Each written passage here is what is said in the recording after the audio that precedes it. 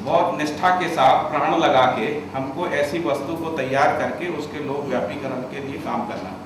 बाबा जी का कहना है कि बाबा जी ने अपना अनुसंधान पूरा कर लिया है। उन्होंने एक ऐसी वस्तु को पहचान लिया है जिसमें मानवत्व की पहचान होती है, उसके आधार पे मानवीय आचरण का के स्थिर बिंदुओं को पहचाना जा सकता है, और उसके आधार पे बाबा ने एक पूरा मानवीय आचार संहिता रूपी संविधान भी तैयार कर दिया। बाबा जी ने जो भी चीज़ों को पहचाना है मानवत्व के रूप में, उसको बाबा जी जी के देख चुके हैं दूसरे लोगों के साथ प्रयोग करके कि वो उनमें कम्युनिकेट होता है या नहीं होता है, उसके आधार पर उनका आचरण स्थिर होता है या नहीं होता है, इसको वो जांच के देख चुके हैं। इसी को वो कहते हैं कि मैं प्रामाणिक व्यक्ति हूँ, मैं जो भी बात कर रहा हूँ उसको मैंने स्वयं में जी के देखा है, उसको दूसरों में संप्रेषित करके देखा है, उसके फल परिणाम को जांच के देखा है। तो बाबा जी कहते हैं कि या तो एक तरीका ये है कि हम भौतिकवाद और आदर्शवाद में जो भी कुछ है उसमें से कुछ निकाल के, यदि आपको लगता है, किसी को भी लगता है, किसी भी धर्म संप्रदाय परंपरा को, शिक्षण संस्था को ऐसा लगता है कि हम ऐसा निकाल के मानव की जो अभीष्ट एक आकांक्षा है कि वो स्वतंत्रता के साथ, स्वराज्य के साथ, समाधान के साथ जी सके, सुख के साथ, सुख की निरंतरता के साथ इस धरती में जी सके, इस धरती की व्यवस्था को क्षति पहुंचाए बिना यदि वो जी सकता तो उस प्रस्ताव पे काम करना चाहिए। दूसरा तरीका ये कि मैंने एक प्रस्ताव बना के दे दिया है, उसका अध्ययन करके देख लीजिए। यदि उससे आप सब संतुष्ट होते हैं, हम सब लोगों को ये लगता है कि ये प्रस्ताव पूरा है, तो उसके लोक व्यापीकरण का प्रयास किया जाए, उसको शिक्षा की वस्तु बनाया जाए। यदि वो शिक्षा की वस्तु बनती है तो लोक व्यापीकरण सहज हो जाता है। यदि वो शिक्षा में आता है तो सभ्यता संस्कृति का हिस्सा बन सकता है, व्यवस्था का हिस्सा बन सकता है, और उसके आधार पे अखंड मानव समाज की संभावनाओं को पहचानते हुए सार्वभौम व्यवस्था के लिए हम लोग काम कर सकते हैं। इसलिए बाबा का संपूर्ण अध्ययन विकल्पात्मक है, और बाबा जी ने इसके विकल्प के रूप में जो थीसिस लिखी है उसमें मुख्य रूप से बाबा ने द्वंद्वात्मक भौतिकवाद के विकल्प के लिए समाधानात्मक भौतिकवाद जो है अपनी थीसिस लिखी है। उस थीसिस पे काफ़ी विचार विमर्श हो गया है। जो लोग मार्क्सवादी विचार से या और भी साम्यवादी विचारों के जो प्रबल समर्थक लोग हैं, उनके साथ भी उस पर लंबे लंबे डिस्कशंस हो गए हैं, और वो इस बात में सहमति व्यक्त करते हैं बाबा जी के पास कि डायलेक्टिक मटेरियलिज्म की तुलना में समाधानात्मक भौतिकवाद जो बाबा का विचार है वो काफ़ी सशक्त है और उसकी आज आवश्यकता है। दूसरी बात है कि जो भी समाजशास्त्र हम लोग पढ़ा रहे हैं अभी, जितने भी विश्वविद्यालयों में या दुनिया के विश्वविद्यालयों में जो भी समाजशास्त्र पढ़ाया जा रहा है वो भौतिकवादी विचार से अनुप्राणित है, और उसके कारण समाजशास्त्र जो हम पढ़ाते हैं उससे बच्चों में भोगवाद की प्रवृत्ति पनपती है ना, जिसको बाबा कह रहे हैं भोग की ओर, बहुभोग की ओर प्रवृत्ति बनती है, और उस प्रवृत्ति के कारण बहुत प्रकार की सोशल, पॉलिटिकल और अलग अलग प्रकार की समस्याएं जो है वो मानव समाज के सामने उपस्थित हो रही हैं। उसके विकल्प के रूप में बाबा ने व्यवहारवादी समाजशास्त्र का प्रस्ताव रखा है। उसको जो लोग अध्ययन शोध करना चाहते हैं उस प्रस्ताव को एक बार देखें। यदि उनको लगता है कि ये समाजशास्त्र का विकल्प हो सकता है तो उस पर आगे बढ़ा जाए। तीसरी बात है कि बाबा जी ने जो भी अर्थ चिंतन मानव जाति में हुआ है वो अर्थ चिंतन जो है कहीं ना कहीं लोक और लाभ की ओर जाता हुआ दिखता है, सुविधा संग्रह की ओर जाता हुआ दिखता है। बाबा ने इसको अच्छे से जांच के देखा है कि सुविधा संग्रह में कोई तृप्ति बिंदु मिलता नहीं। कोई भी व्यक्ति इस धरती में ऐसा एक भी व्यक्ति पैदा नहीं हुआ जो ये कहे कि सुविधाओं का संग्रह करने से वो तृप्त हो गया है, वो सुखी हो गया है। तो इसलिए बाबा कहते हैं कि सुविधा संग्रह अभी जो भी अर्थशास्त्रों के जो बेसिक मूलभूत सिद्धांत हैं वो कहीं ना कहीं लाभ की ओर, लोभ की ओर, प्रलोभन की ओर, सुविधा संग्रह की ओर ले जाने वाले हैं। और यदि हम ये वस्तु बच्चों को पढ़ाते हैं उस स्थिति में कहीं ना कहीं हम बच्चों के सामने, बच्चों के मन मस्तिष्क के ऊपर हम एक ऐसी धारणाओं को आरोपित कर रहे हैं जिसके बाद उनके आचरण की स्थिरता बनती नहीं। यदि हम उनके आचरण को स्थिर करना चाहते हैं तो हमको जो है अपने अर्थ चिंतन पे पुनर्विचार करने की ज़रूरत है। जो हमारे जो आर्थिक सिद्धांत हैं उसको एक बार फिर से समीक्षित करने की ज़रूरत है। इसके लिए बाबा जी ने आवर्तनशील अर्थशास्त्र का प्रस्ताव जो है वो रखा है। उसकी भी एक पुस्तक बाबा जी की प्रकाशित हो गई है। उसको जो विद्वान लोग हैं उसको देख सकते हैं। यदि उसमें उनको लगता है कि इस प्रस्ताव से अर्थशास्त्र जो के माध्यम से मानव जाति की जो अपेक्षा है वो पूरी हो सकती है, तो उस पर अनुसंधान किया जा सकता है, उस दिशा में आगे बढ़ा जा सकता है। तीसरा बाबा जी का ये कहना है कि जो मनोविज्ञान है, यदि भौतिकवादी विचार से यदि हम मनोविज्ञान का अध्ययन करते हैं तो मूल रूप से मानव को शरीर मान के और मन को शरीर में कोई एक ऐसी चेतना होती है, उसके आधार पर मनोविज्ञान का चिंतन जो है वो हम सब लोगों के सामने है। और उसमें भी मूल रूप से शरीर और इंद्रिय चेतनाओं पे ही केंद्रित ज़्यादा बात हुई है। बाबा जी फ्राइड का उल्लेख करते हुए कहते हैं कि वो ऐसी मान्यताएं काम करती हैं कि sex is common and natural in all being, और ज़्यादातर जो मनोविज्ञान है वो सेक्स के आधार पे अपने सिद्धांतों को देता है। मैं ये नहीं कह रहा हूँ कि सारे मनोवैज्ञानिक सिद्धांत इसी तरीके की बात करते हैं, लेकिन एक मोटी धारा उसमें सेक्स सेंटर्ड धारा हमको देखने को मिलती है। और यदि हम समाज के मनोविज्ञान को देखते हैं, समाज के मनोविज्ञान को हम कहाँ देखेंगे? मीडिया की वस्तु में, शिक्षा की वस्तु में, और लोक व्यवहार में जो जन चर्चाएं होती हैं उसमें यदि हम देखेंगे तो हमको देखने को मिलेगा कि सेक्स धीरे धीरे पिछले 100 साल में काम वासना और सेक्स का जो विचार है वो धीरे धीरे हमारी चेतना में हावी होता चला जा रहा है। इसको बाबा जी ने बहुत अच्छी तरीके से विश्लेषित किया है, और इसके कारण बच्चों में जो प्रवृत्तिगत परिवर्तन आ रहे हैं उसकी भी बात बाबा जी की है। उसके लिए बाबा जी कहते हैं कि बहुत कम उम्र में यौन चेतना जो है वो बच्चों में देखने को मिल रही है।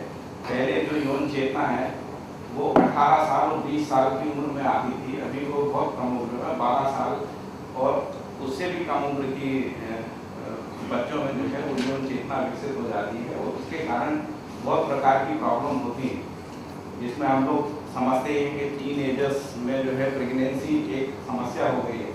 अमेरिका इस समय इस बड़ी एक समस्या से जूझ रहा है।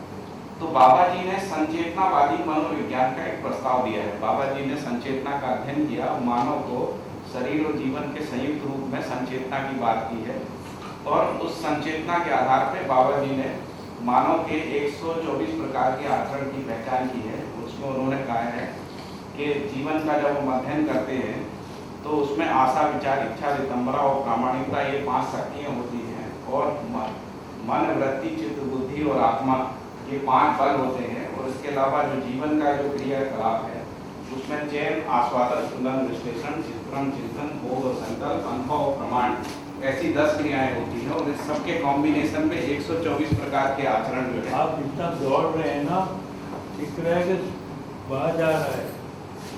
मुझे लगता है सर, मैं जो बात कहना चाहता हूँ उसमें एक मोटा परसेप्शन बाबा जी के व्यक्तित्व के बारे में हो जाए।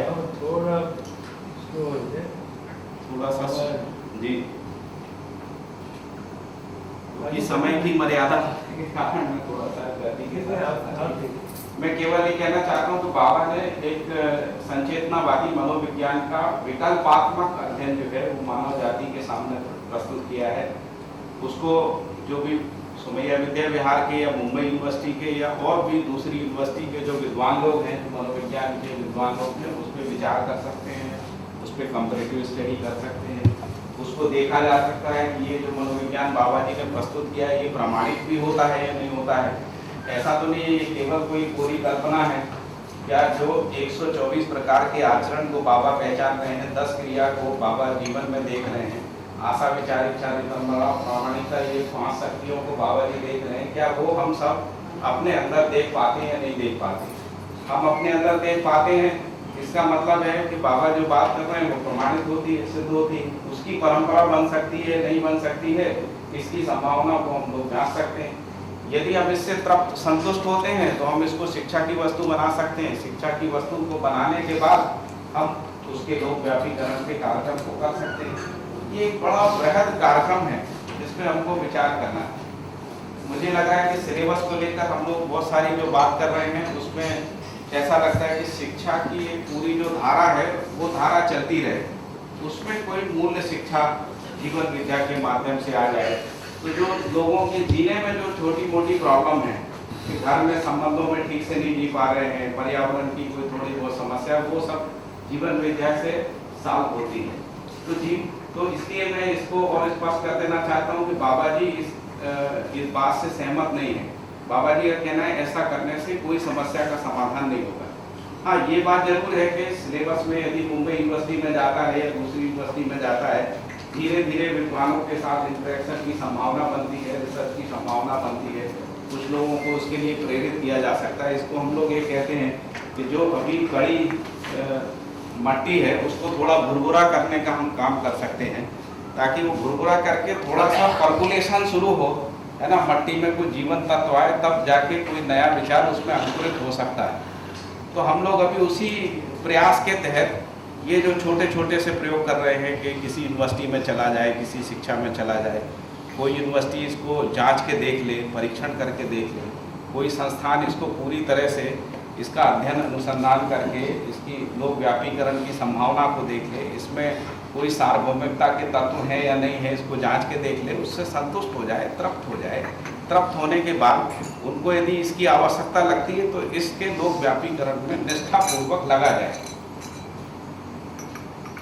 इसके बाद ये 3 मैंने थीसिस की बात की बाबा की, तीनों में उन्होंने विकल्प दिए, जिसमें मैंने एक बताई भौतिकवाद, दूसरा बताया समाजशास्त्र, तीसरा बताया अर्थशास्त्र। चौथा, बाबा जी क्योंकि पिछले 20 साल से IIT जैसे बड़े इंस्टीट्यूशन के बहुत सारे विद्वानों के साथ इंटरेक्शन कर रहे हैं, मुझे लगता है कि IIT के लगभग 100-200 विद्वानों के साथ बाबा जी पिछले 20 साल से लगातार विचार विमर्श कर रहे हैं।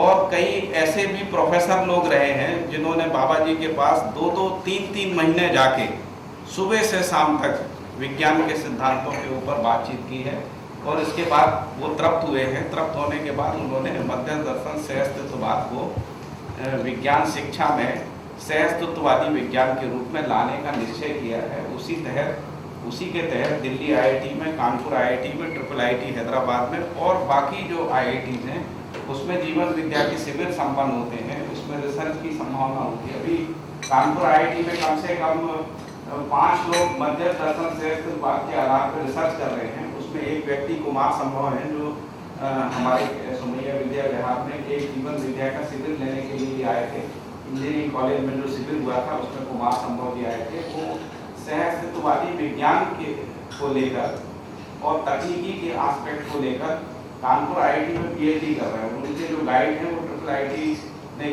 IIT कानपुर के डायरेक्टर हैं, जो उनके रिसर्च गाइड हैं, उनके गाइडेंस में चला, और वहाँ पर एक रेगुलर एक्टिविटी के रूप में जीवन विद्या के शिविर वहाँ संपन्न होते हैं।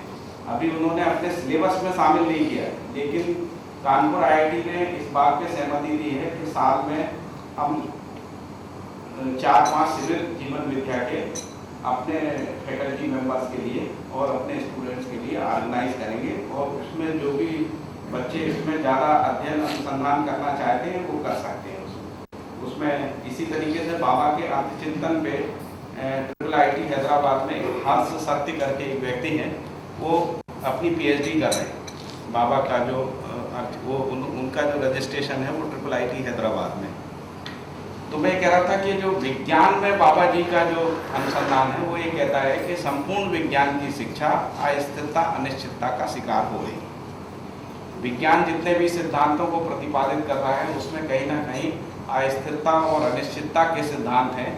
इसको हम लोग मोटे तौर पे, बिल्कुल वैसा ही नहीं, लेकिन मोटे तौर पे थ्योरी ऑफ अनसर्टेनिटी जो हेज़नबर्ग की है ना, या अस्थिरता और अनिश्चितता के रूप में यदि हम अव्यवस्था, द्वंद्व और संघर्ष के सिद्धांतों को देखते हैं, क्योंकि संघर्ष अव्यवस्था को, अस्थिरता को समाज में, प्रकृति में पैदा करता है, उस आधार पे संपूर्ण विज्ञान की शिक्षा, तकनीकी की शिक्षा कहीं ना कहीं अस्थिरता अनिश्चितता का शिकार हो गई है। उसके आधार पे तकनीकी का जो विकास हम लोग कर रहे हैं वो विकास अनियंत्रित हो गया है, और ऐसा जो अनियंत्रित तकनीकी का विकास है उसने मानव जाति के सामने बहुत सारी समस्याओं को पैदा कर दिया है। मुझे लगता है कि यहाँ जो भी विद्वान हैं इसको समझते ही होंगे, हो सकता है मुझसे भी ज़्यादा अच्छे तरीके से समझते होंगे, क्योंकि आप लोगों का इतने सालों का शिक्षा का अनुभव है। तो क्या शिक्षा संस्थाएं तकनीकी के विकास को नियंत्रित कर सकती हैं, मानव की उपयोगिता के आधार पे उसकी सीमा का निर्धारण कर सकती हैं, और पूरा विज्ञान क्या सहअस्तित्ववादी विचार के आधार पे संपूर्ण विज्ञान का सिलेबस तैयार हो सकता है। इसको लेकर के क्या ये संपूर्ण तकनीकी शिक्षा में बाबा का जो प्रस्ताव है मध्य दर्शन से अस्तित्ववाद के आधार पे तकनीकी का मानवीकरण, उसको लेकर पिछले 4 या 5 साल से IIIT के डायरेक्टर प्रोफेसर राजीव सांगल जी जो हैं बाबा जी के साथ लगातार उस पर चर्चा कर रहे हैं। दूसरे प्रोफेसर गणेश बागड़िया जी इसके ऊपर काम कर रहे हैं। डॉक्टर RR गौर जो हैं वो दिल्ली IIT के इस पे काम कर रहे हैं कि पूरी तकनीकी शिक्षा को क्या हम इस तरीके से डिज़ाइन कर सकते हैं जिसको हम कह सकें कि तकनीकी शिक्षा का मानवीकरण हो गया।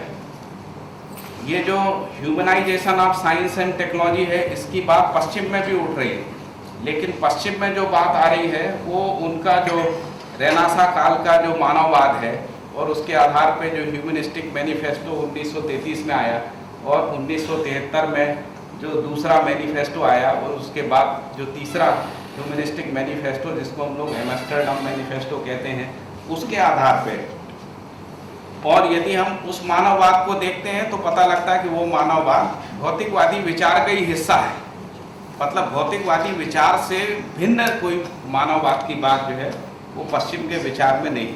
इसलिए जब हम बाबा जी के मध्य दर्शन से अस्तित्ववाद के आधार पे शिक्षा और विज्ञान और तकनीकी के मानवीकरण की बात करते हैं तो उसको इस तरीके से ना समझा जाए कि हम पश्चिम के मानववाद के समर्थन की बात कर रहे हैं। हमारी जो भारतीय संस्कृति है वो मानवता की बात हजारों साल से करती आ रही, लेकिन वो मानवता के तत्वों को पहचान के उसको आचरण का, सभ्यता का, संस्कृति का, विधि का, व्यवस्था का हिस्सा नहीं बना पाई है।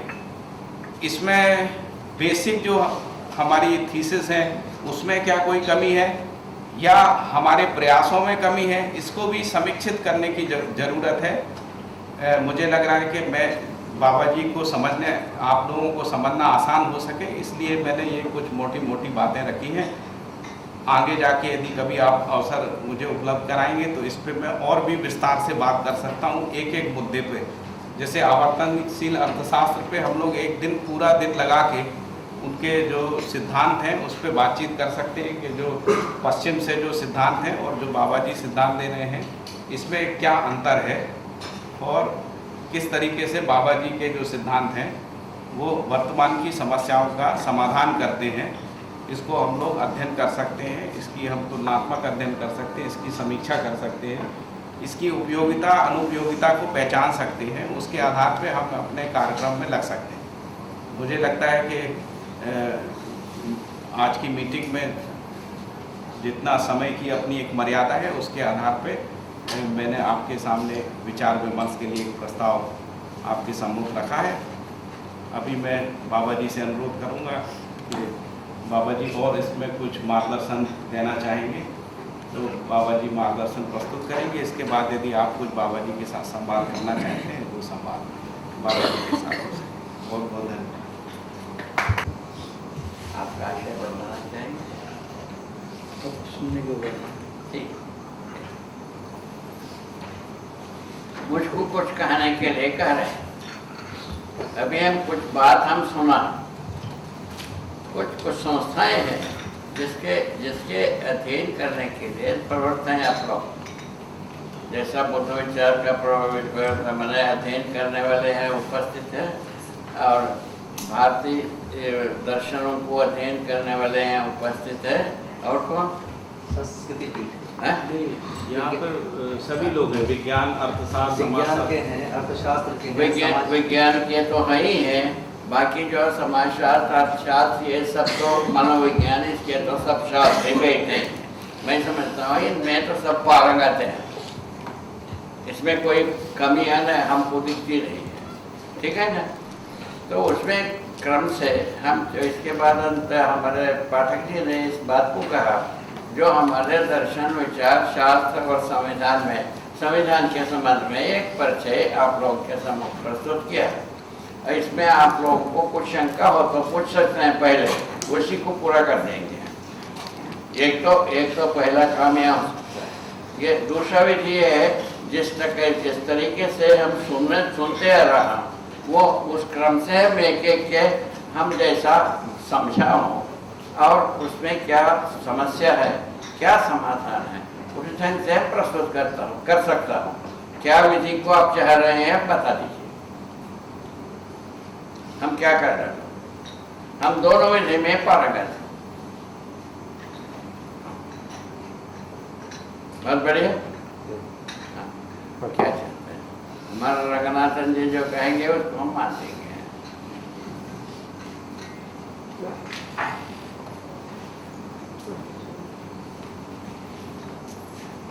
विधि से प्राप्त कर दिया।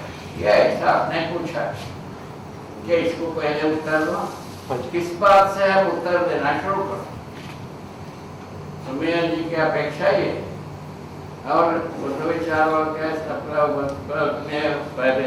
शोध कर रहे हैं, उसमें वो हमारे विचारों को सुनना चाह रहे हैं और उसी प्रकार से और विचारों को कर रहे हैं। विज्ञान वाले तो सुनना चाहते ही हैं या विज्ञान के अनुसार परिहास करना चाहते हैं। विज्ञान के अनुसार हमारा विचार को परिहास करना चाहते हैं या नहीं तो विज्ञान विचार को सुधारना चाहते हैं। ऐसा मैं मानो नहीं मानो, ऐसा दो ही ना विकल्प है, परिहास करो नहीं तो सुधारो। ठीक बात है। हमारा रंगनाथ जी को अपना सबका एक सहमत सम्मिलित ओपिनियन मान करके बात कर रहा है। ठीक है ये, ठीक है ये, बताइए। हम आदरणीय नागराज बाबा जी और उपस्थितों को मैं इन्होंने डॉक्टर सुरेंद्र पाठक जी ने जो संक्षिप्त तौर में अतिशय स्पष्ट रूप में और बहुत अच्छी ढंग से जो बताई थी उसके लिए मैं उनका अभिनंदन करना चाहता हूँ। और इसके सिवाय अब ये जो तत्व और सिद्धांत है इसमें जो हम जीवन विद्या शिक्षण में 2 दिन पहले देखा था कि प्राथमिक